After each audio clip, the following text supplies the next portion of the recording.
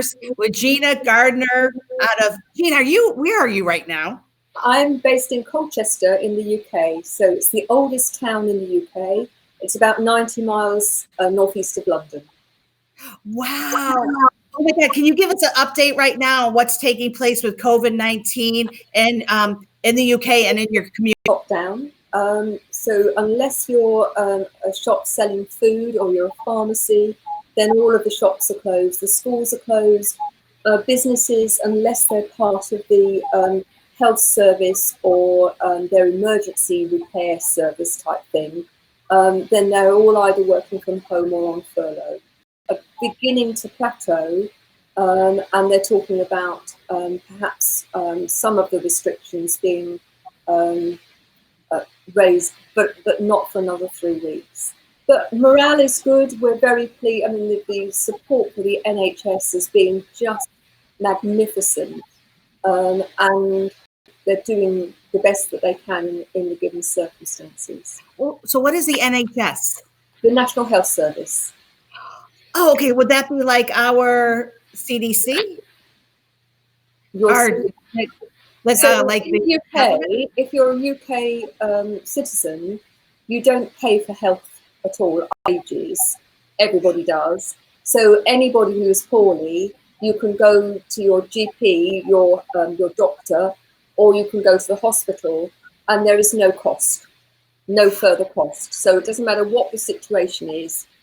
You can go privately and go to a private hospital, but everybody has access to the NHS.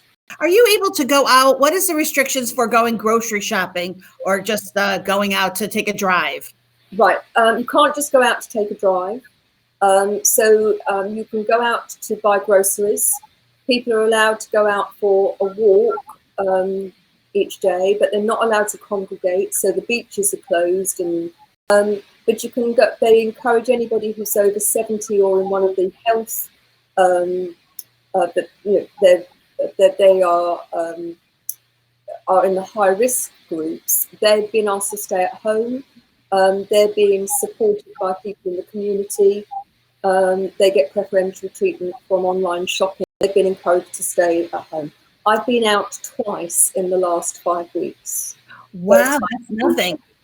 That's good. That's beautiful. And then who's home? There's been a lot of that going on, which is lovely. Now for a living, what you do is motivation. So I really want to hear your story, and then how you're even able to use what you're teaching other people. Now you almost have to use it on yourself, I would assume, because it's not twice in 5 weeks. So would you share your story? I read it, and it's fascinating. I became a teacher, and for the first time, I found who I was. I was good at it. I loved it, and I was promoted very quickly. I became the deputy principal of the largest, I think in the US it would be the equivalent of junior high school, at age 28, be the catalyst for change. Wow. I was the youngest bar 2 on the staff, and for the first few months the principal and I set to work out a programme of bringing things into the modern era. Most of the staff had been there forever, and it was very old-fashioned.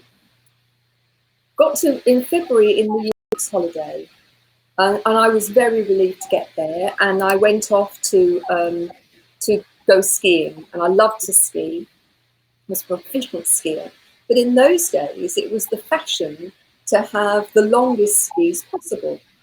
And I'd got off. I'd got new skis for Christmas. Went to buy the skis that were an extra 10 centimeters longer than the ones I was used to. Spent the whole of the week wrapping those 10 centimetres around the neck, to be quite honest. And on the Thursday of the week, I had a bad fall. And so I said to my friends, right, I'm not going to join you tomorrow. I'm going to go off, and there was a particular run in St Anton, which was about 5 kilometres. I'm going to go and do that. I'll meet you for lunch. Met them for lunch, and they said, we found this fabulous new run. Come with us. So off we went. Beautiful day. The sun was shining. The mountains just looked magnificent, glistening in the sunshine. And off we went on the chairlift. And they went round a corner, and then it became pretty evident that this isn't what they expected. And instead of being on this beautiful red run that they had found in the morning, We were at the top of the Shingle Blacks, which is the most difficult black one in St Anton. Now, those who are listening who are familiar with moguls where the snow has been carved out by the weather, and you can have moguls that are like little cobbles, you know, an inch or two deep. I mean, that can give you a very bumpy ride. But these were 6-foot monsters, very, very steep. So the only way to ski was to ski, and then it took me about 20 minutes to retrieve my ski and ski down to where my friends were sitting, each of them sitting on a mogul, rather like an elf sitting on a toadstool. Skis off. And we were sitting there having a chat, just stunningly beautiful. Sun very warm, the top of my mogul gave way. And I found myself falling, but there was nowhere with enough depth for me to fall, so I just bounced. I knocked myself out, and I came to some, I'm told, 150, 200 feet further down. Now, wagon, the ambulance, and one of the good things about it is with the 2 falls and the skiing either side of the falls, I was not that far from the bottom of the run. So with their help, I made my way back to the hotel. And we were travelling home the next day. It was a pretty grim journey. And as soon as I got home, look at me, and I was taken off to accident in an emergency. And I was told that I got a bad concussion and that I had I'd trapped a nerve in my neck. So it took me 2 or 3 weeks to get back to school. And I was due to be the deputy leader on the borough ski some school children to Switzerland. I was still having some problems with tingling in my hands, and I was wearing a collar. But I was told I could go because we were taking a medic with us. So off we went to Morjan in Switzerland, and as the week went on, I became more and more like Quasimodo. I was struggling, but I managed everything until we got to the end of the week. It was the Friday as we were travelling home on Saturday. It was tea time, and I just said to my colleagues, I'm really just going to have to go and lie down. I've got to give in. I can't. I'm sorry. I've got to go and lie down. I was lying down and I realised something was very wrong. And I found that I was paralysed down my side. I couldn't move. And I didn't want to shout and frighten the children. But I have to say it was the longest, I don't know how long it was, but it felt like forever. Until somebody, then all hell broke loose, and I was carted off to the local hospital and then to Geneva hospital. They all flew home, and I was left behind. Did lots and lots of tests. Incidentally, my colleague packed for me, and she packed 3 novels, a toothbrush, no toothpaste, and no milk home, and then straight into the local hospital. And it took me till May to get back to school. I wasn't right, but I could manage the day at school, came home, went straight to bed. And I was really, really relieved to get to the end of the summer term. We break up partway through July, and I've now got 6 weeks. I can really focus on recovering. I can rest and I can get myself sorted out. 10 days or so into the holiday, I had a phone call very early in the morning. And it was my principal's wife. She was hysterical. She just found her husband dead in bed. He'd had the most time. So instead of having a rest that holiday, I helped her manage the funeral. I had to contact all the staff, the parents, the local authority. I was acting head, and I had to get ready for September. So September, at the autumn term, or semester, I think we call it, I was acting head, and I was appointed to be the. Now, my over the next few years, next 5 years, my mobility deteriorated, and I was struggling to get around schools. I started to use a wheelchair to get from classroom to classroom or from the office to the hall, but didn't use the wheelchair. And then in 1996, so the accident was 1983, I started to use a wheelchair in actually 1987, 8. And 1996, there's something about the summer holiday, because it was the day before the summer holiday. I felt something go in my back. And to cut a long story short, it turns out that I had completely burst a disc in my back. I had surgery, but when I came to and they tried to get me up, as soon as I put my left foot to the floor, then I fainted. And it turns out that I've got something they call failed back surgery syndrome. It took me 18 months to walk to the bottom of my very little garden. 3 months later, last day of term again, I was sick and I ruptured another disc. And after that surgery, again, failed surgery syndrome, I was completely... now, the gift in all of this, and there was several huge gifts in this, is I couldn't physically get into my classrooms. So I had to find a way of ensuring that my staff gave the best quality 100 schools in England list, not once but twice during my tenure. We had several other accolades and kite marks. And it was because of the leadership program that I developed at school. But in 2002, I was given an ultimatum by the neurologist, doing a lot of work for the government as an advisor. I worked for the National College of Leadership as a trainer facilitator for the London Institute. And those roles weren't all done at the same time, but they brought a much needed income into school because we had such a poor budget, and kept the school at cutting edge. But I was given an ultimatum 5.5 days a week, and I didn't feel I could do the job properly. So I took the very difficult decision to leave, and then thought, what now? I'm not ready for daytime television. Certainly that doesn't do it for me. I looked at my skill set. I was a qualified coach and mentor. I've been developing and delivering leadership programs for 20 odd years. And I believe that the issues facing leaders in industry were exactly the same as they were in school. So I set off to do a research project, and having done the research project, it just confirmed my belief that, whichever your situation, whichever your industry, leadership issues are the same, whether you're an emerging leader or you're a senior leader. And so I started initially working in the corporates doing coaching, facilitation and training until the recession in 2009, when all of my contracts went from a roof. But by that time, I was doing some work as a visiting lecturer for Essex University Business School. Wow. And they would commission me out to companies. I'd go and solve a problem, or I'd go and do some training, and then I'd come away again. And then a few months later, the same companies were inviting me back. So I set up the model that I still use now, which is I work on retainer with companies for a period of time. All of the companies that I've worked with for more than 9 months have become more productive, more profitable, better relationships, better work-life balance. And that's all of the stuff that I've learned as a principal, and the work that I've done across a wide range of industries has become the basis of the Enlightened Leadership Program that we've recently been.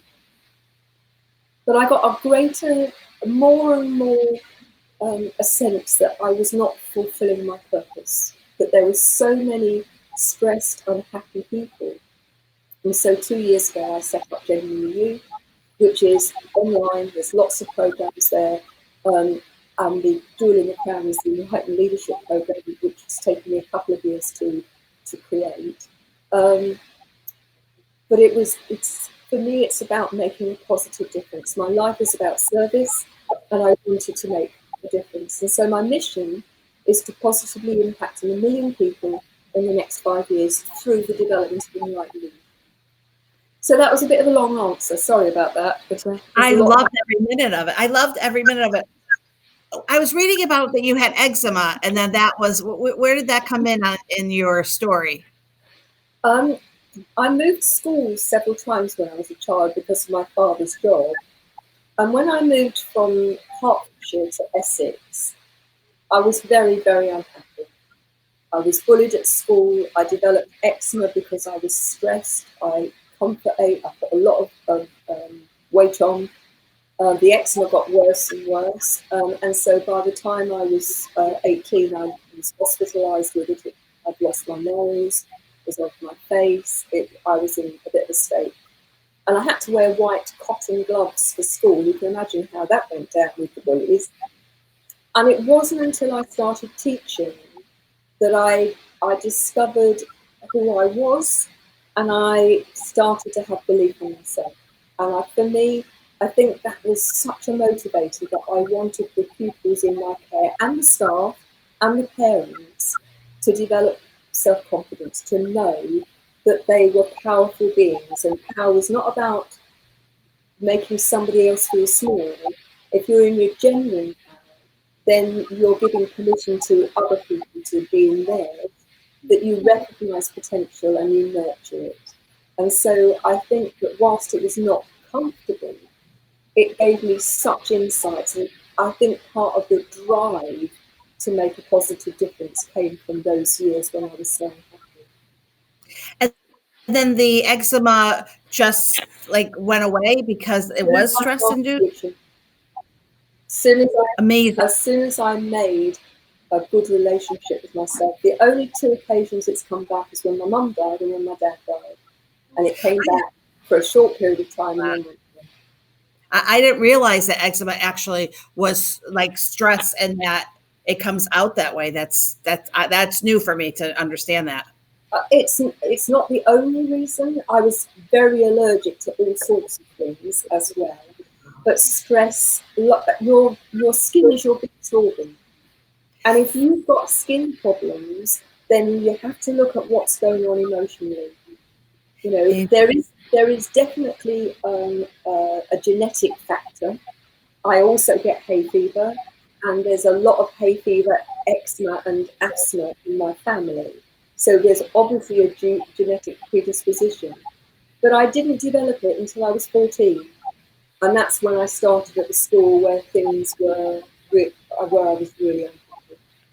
Wow. And then you wrote a book. So what year was it that you wrote and published your book? Or I should say, when did you publish your book? I've written several books. So the first two came when I started, when I left school, and I wanted something that gave me credibility in the corporate world. Because at that time, particularly, even though I employed 100 people and my budget was £1.75 million, which is probably about $2.5 million in dollars, I needed some credibility that I knew what I was talking about. So I wrote Kickstart Your Career for people leaving the world of education and going into work. That's how to be the professional grown-up. And then Manage Your Staff More Effectively, which was a distillation of the strategies that I'd used in school. Strip the education jargon out of it, but the principles and the strategies were there. I love that. So those were the first two. And then when the recession hit in 2009, I've always practiced what I preach. So I've always got a coach on the go, even though I'm a very experienced coach. I've been coaching for 30 years now. And I was talking to my coach and saying, you know, here we go again. I've got to reinvent myself for the third time professionally. And she said, well, you don't use your unique identifier. And I said, what's that?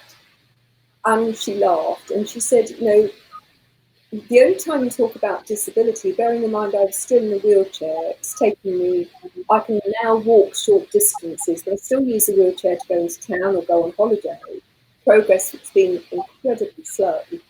So at that time, 2009, I could manage, I still used a wheelchair in the house, but not all the time.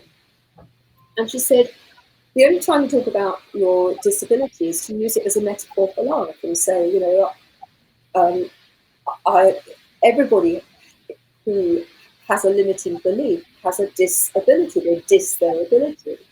But you can go away in your wheelchair. That's what I used to say, you know, if you have a limiting belief, you take that with you. my limitation is my capacity to walk, but I can get into my wheelchair, my chariot on fire, and I can whiz away, because I only ever do anything on full speed.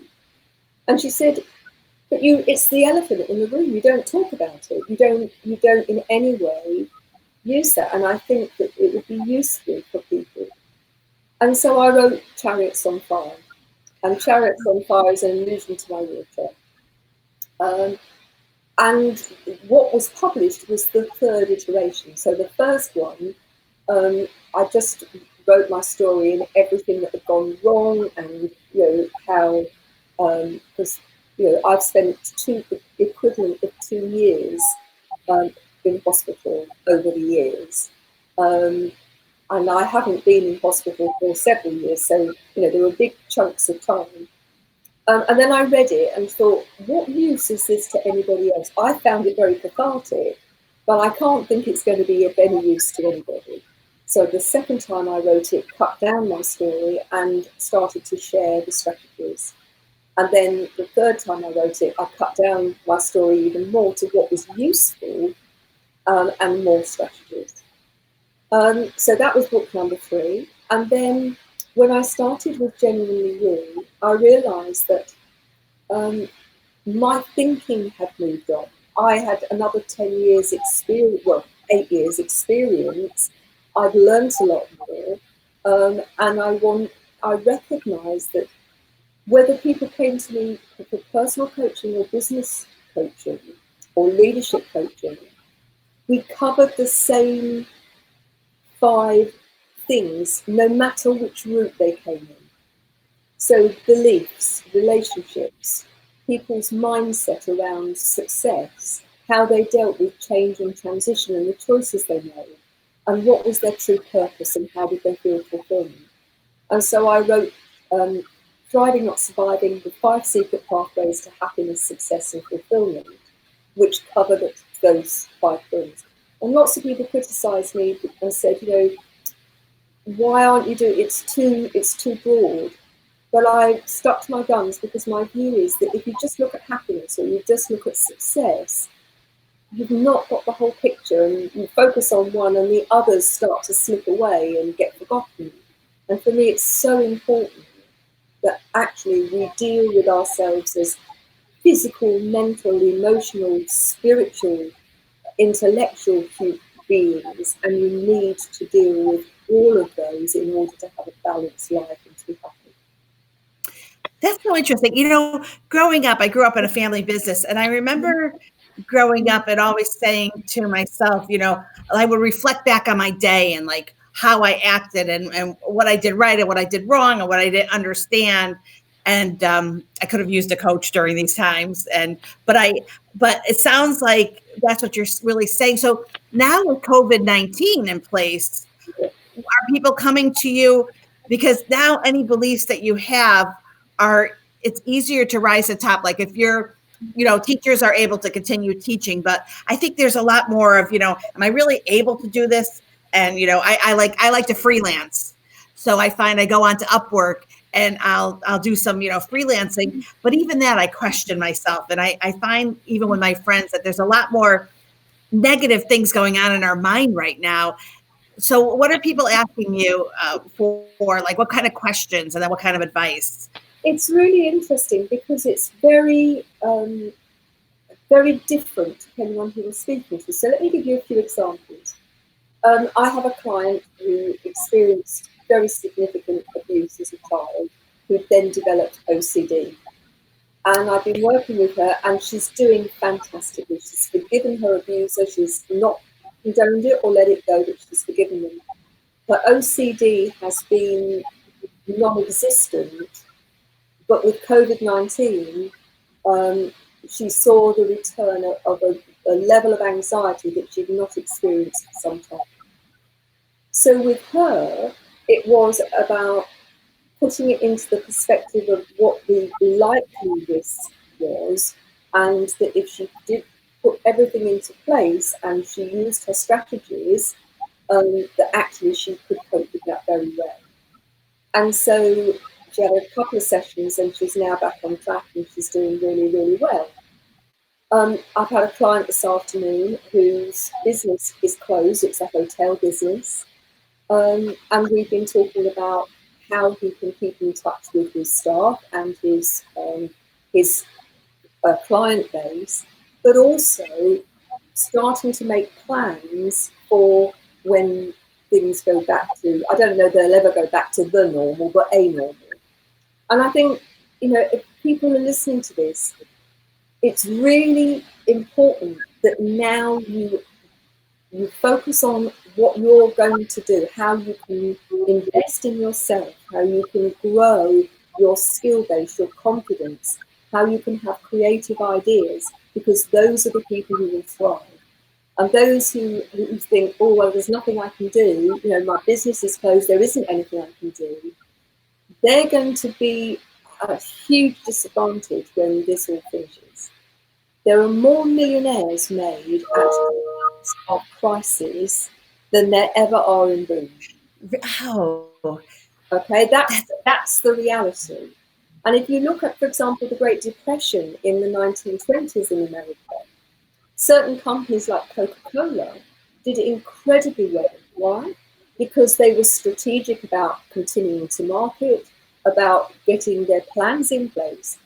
And I would say anybody who's listening to this, if you are a business owner, get in touch with me, because there are things that we can do to help you prime the pump so that you can fly out of the gates and you can do well. Invest in yourself in terms of you as a leader. Invest in your staff. Use this time, because ultimately those who see possibilities will succeed. Those who only see the negative won't. They'll go to the wall. And with them, they'll take the livelihood of many people. So it really is up to us. How do you know that you are that creative? Like, when I think about this, and I love what you said, and then how do you manage the days that you have, the off days and the positive days? Like, honestly, I woke up hard, like 9:30, and I feel like, I already slept the day away. And then I was 10 minutes late to a board meeting, which, and I was mad at myself. And I don't know, how do you keep yourself motivated too? And then also, what have you seen some leaders do? This is kind of personal and an interesting question, but what kind of mistakes have you seen leaders do right now during COVID-19 that Can you I do that first? Yes. So for me, the things that are really important in terms of leadership is, one, that you take radical responsibility for everything you say and do, how and when you say it, or if you say it at all. Okay? And there are lots of leaders and managers who are blaming everybody else. This isn't happening because, I can't do this because, rather than focusing on what they can do. Okay? And I'd like to come back to that focusing on what I can do now. I'd like to share a story with you in a moment. Those who are, for me, lack integrity, who don't model the behaviours that they want from others, who are very good at saying things but don't follow through, or say one thing and do another. Those who are in it for themselves and don't have compassion for their staff. Your staff are absolutely your treasure. And if you nurture them and grow them, they will see you that. But if you discard them, if you don't look after them, then there's no goodwill is something you have to earn. Respect is something you have to earn. I also think that I'm not into blind optimism. All right, it's not helpful. There is a continuum, and at one end is blind optimism, and at the other end is being a pessimist. And both of them have an emotional charge to them. So if you're a pessimist, you always look at what's not gone right and your cup half empty. And pessimists, we know there's a huge amount of research. They're not as healthy, they're not as happy, they're not as successful in life. So if you're a pessimist, get some help, because you can train yourself to be optimistic. Interesting. Optimists, not blind optimists, but optimists, all right, look for the gold. They look for the opportunities, right? They understand the threat. They look at the data and they take note of it. And what they do is they have strategic plans. If the worst happens, that's what I'll do. If the bad happens, that's what I'll do. If the best happens, that's what I'll do. They have a very clear strategy, and even though they maybe need to change it and they're quite flexible about that, they've got an underpinning structure from which to work that's based on the best information possible. Now, if it fails, pessimists will turn around and say to you, I told you so, I told you it wouldn't work. And the next time, they're even more entrenched in not trying. The blind optimists will go off and they'll just go off half-cocked and try something else, and they'll have failure after failure after failure, but they don't learn from it. Interesting. But the true optimists will have taken note of what's gone on, what information is available. They will adjust as they go in the light of new information. And if it fails, what they will say is, what can I learn? How can I take the learning forward? Because I am going to go forward.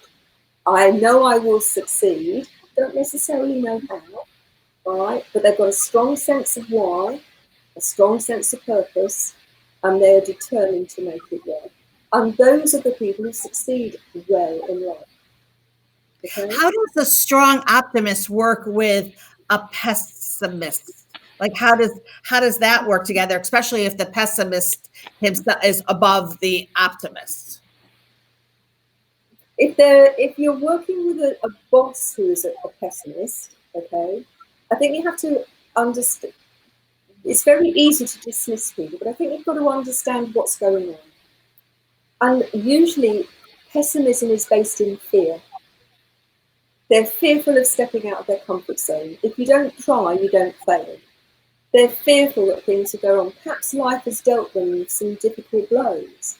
But if I was an optimist, and I had worked for a couple of pessimists, I have to say, for me it was, so it would be to say, how can I help you make this work?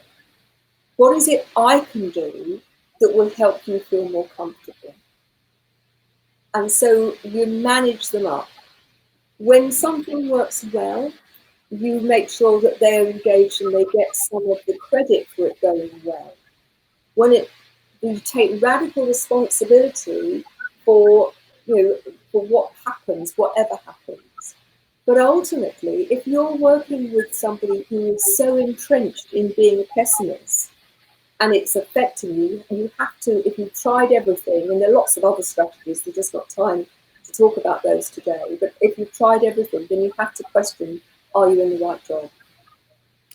Because there comes a time when other people's pessimism is grinding you down, and despite, now this is the important thing, despite your best in framed and planned efforts, you can't get past that barrier, all right?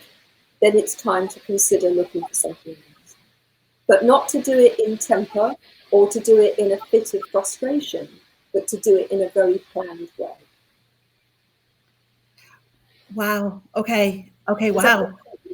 Yeah, it's amazing information. It really is. And one more question, and you have a story to tell. So I was told that I was a forward thinker, and that as a forward thinker, I think back on why I did. I wrote a book, Head Down, Shut Up, regarding my working with my brother in a family business and consistently just being torn down.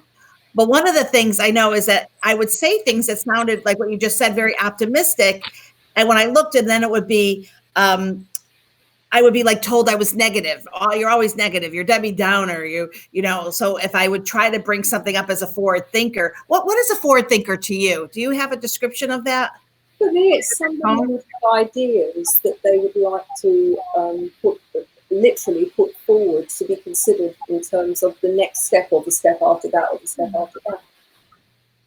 are we usually seen as negative? Because I am that forward thinker. And it was only a couple of years ago, I was at an event and someone said, as we were talking, he said, you know who you are. And I'm like, what? And he's like, a forward thinker.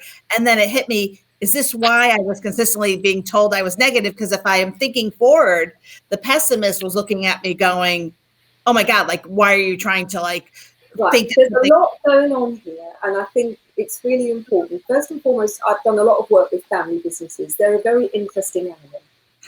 Right, because you take into the workplace lots of baggage around relationships, around places in the family. First thing, because somebody says it doesn't mean it's true. Right? Right. Second thing is everybody has a perspective. So I'm looking at you, looking at me. All right, behind my computer, you can't see it, it's my courtyard. So my perspective is what I can see. Yours will be your vision of me and then what you've got behind your computer. Okay? We're both in the same call, having the same conversation, but our perspectives in terms of what we see, what we hear, what we understand from what we hear is coloured by our beliefs about life and ourselves. Okay? When we have a belief, we look for evidence to back that belief up. And we do it all the time, whether that belief is true or not. That's the challenge, is because if you look for it, you can always find evidence to support anything, even if it's rubbish. Okay? So put yourself into a situation, is your brother younger or older than you? Older. Okay.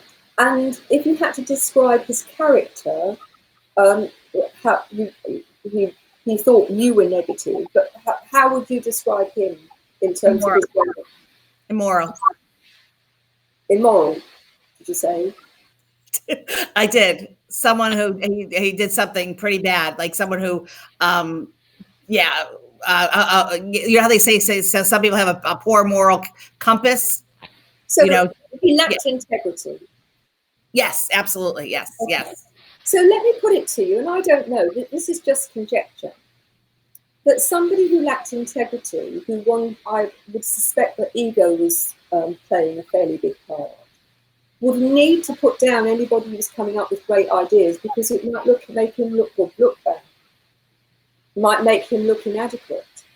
Now, if somebody levels something like that at you and says you're always negative, first and foremost, you've got to have an honest look at yourself.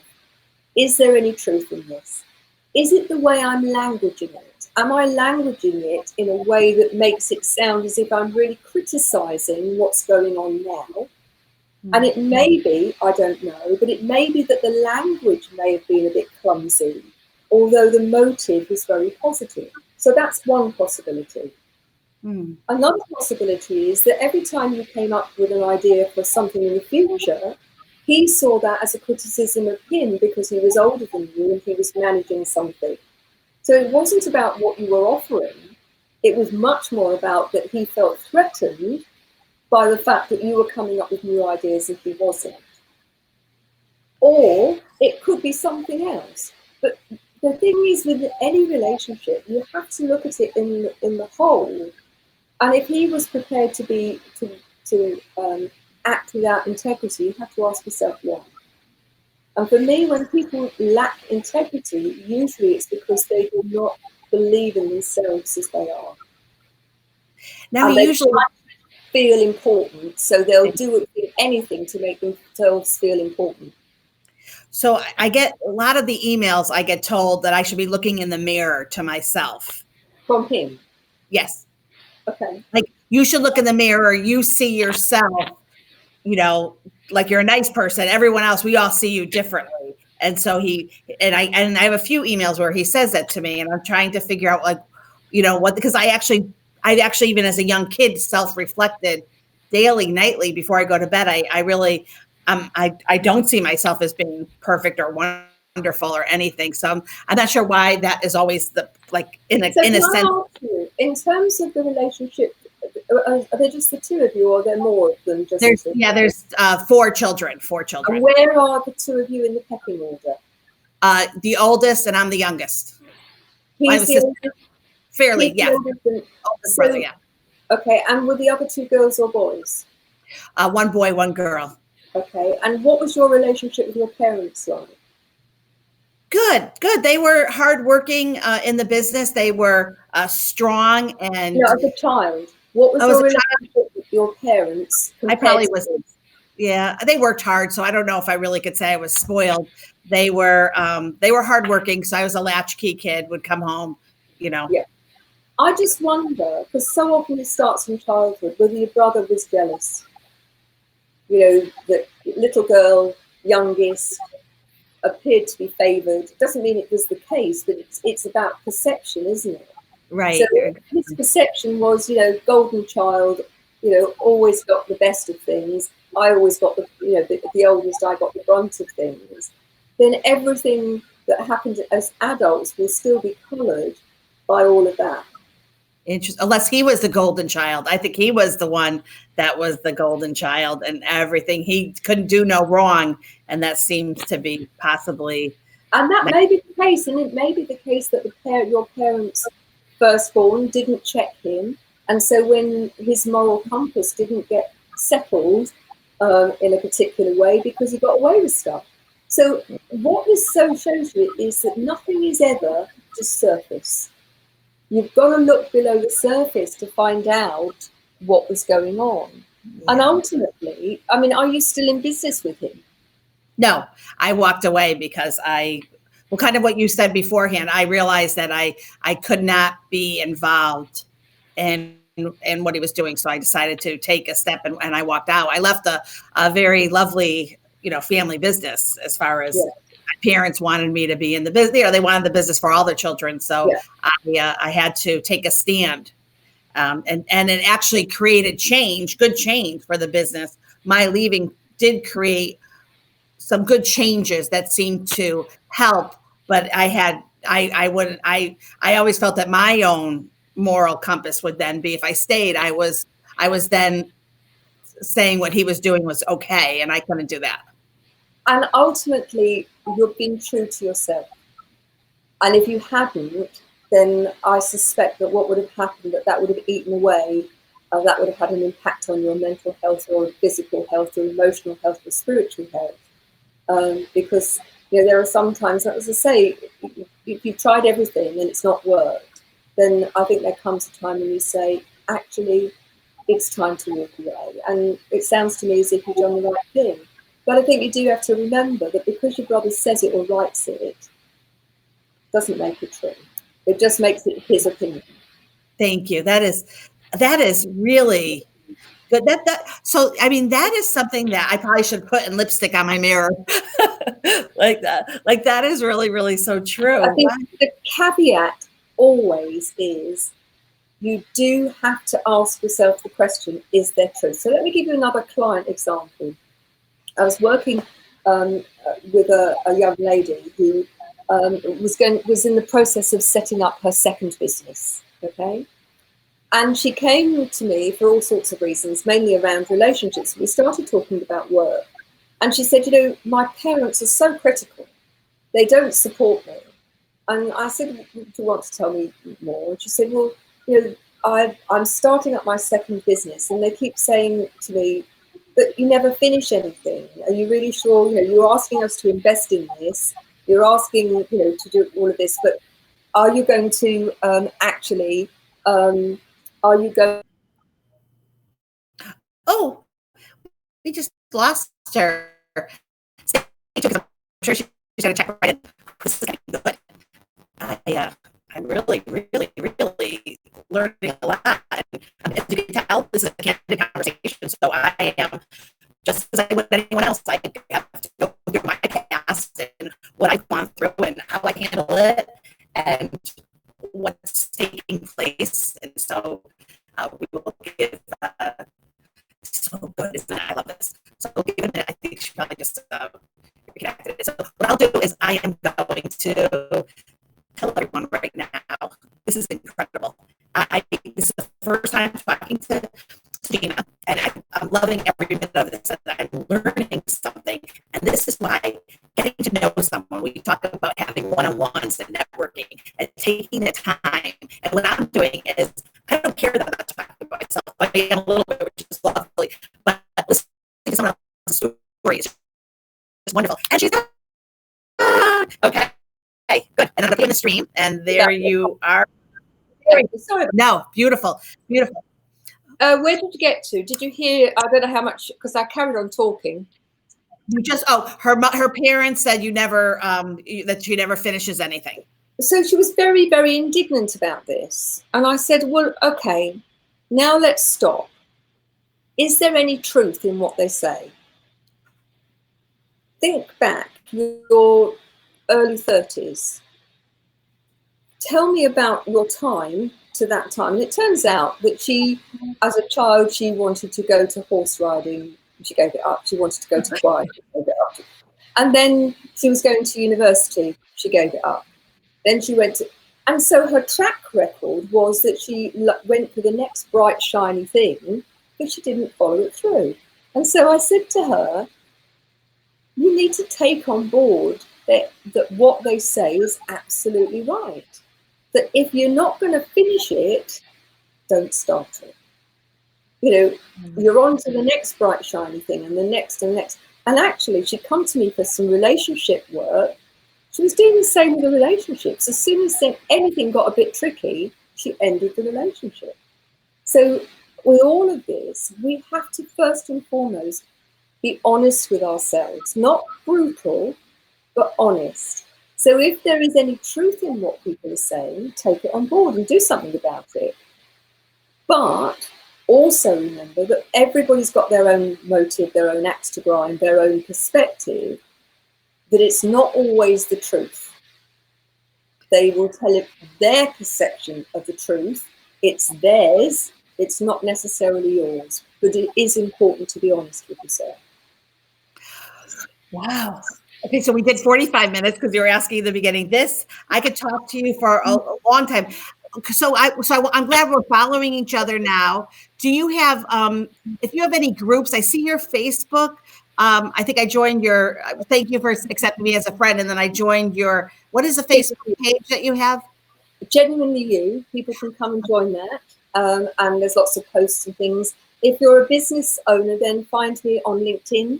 There's an Enlightened Leadership group. There's also, you can find me, I think it comes under Gina Gardiner Associates, which was my previous, is my other business. But if people are interested in the leadership, in all of the things that I do, then there's a great website, which is genuinely, and then a hyphen, and then the word you.com. Or if it's leadership, it's enlightenedleadership.co. And there's lots of information, lots of freebies. But if you're interested in really developing your leadership whilst all of this is going on, then do contact me, because everything's online, fully supported by one of the leadership facilitators, interactive group coaching. It's accredited by CPD. It's the ideal time to begin with it. Right. It really is the ideal time when you say you're so right.